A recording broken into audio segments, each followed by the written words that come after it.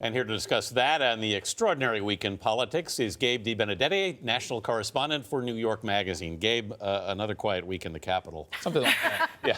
I want to start with the immunity deal for Allan Weisselberg, the CFO of the Trump Organization. We don't know the details of this deal, Right. but this is a man who essentially knows everything. Yeah, it is important. Your first point here is very important, which is we don't know the extent of his cooperation or what he's willing to talk about at all. Yeah. But this is a man who, when you talk to people that are familiar with the Trump Organization, the Trump world overall, they always say, this is the guy that you have to talk to, more than Michael Cohen, more than in some cases Donald Trump himself. And he's never been willing to talk. That's absolutely right. He's been a very quiet figure, and a lot of people have speculated that that's because of loyalty, out of loyalty to the family and loyalty to the organization. But now that he's talking, there are a lot of questions about what he's willing to say and what he's willing to fork over. Can we go to Michael Cohen for a second, though? Yeah. He once said that he would take a bullet for the president, and now you have him entering into this deal. What's changed? A lot of people are wondering what is making the difference. Yeah, well, it's one thing to say that, and it's another thing to be faced with the prospect of a legal bullet.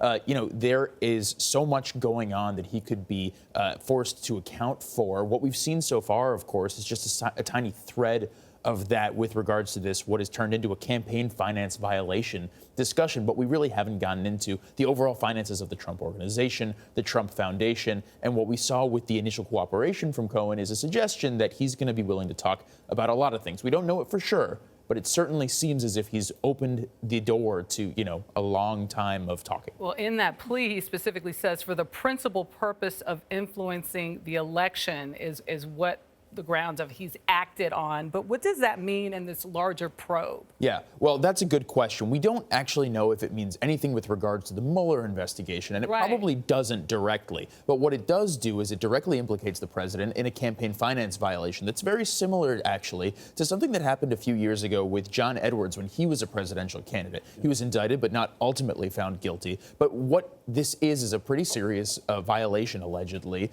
of these campaign finance laws. The question is, where does this go next? And that's why a lot of people are going to be watching, what the news is about who Michael Cohen is talking to and about what specifically.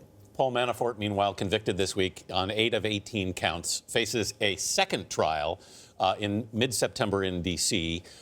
Does the conviction here on 8 of 18 counts in any way change, you think, the government's approach to the second trial? Well, the government has already looked at the Manafort defense strategy for the first trial and tried to incorporate it into the way that they're preparing for the second one. There's no doubt that it would sort of be irresponsible for them not to do that. And we, of course, don't know if Manafort's going to be under even more scrutiny after the second trial. But right now, they're already taking all the evidence and all of the public statements, by the way, including from the president, who has said Manafort's a good man, rolling it all up, and that's the strategy for the next one. So should we interpret that as a pardon? The president saying he feels very badly for Paul Manafort. We should always be careful about interpreting what this president has to say. But there is no doubt that there are a lot of people in the White House and around the president who have said, essentially, listen, if he's talking about someone like this, there might be a pardon in the offing at some point. But we also know that a lot of people around him are saying, don't go there. So what do you think the consequences, quickly, Gabe, of a pardon would be? I think it would be a big political consequence. There are a lot of Republicans on Capitol Hill even who would say that's one bridge too far.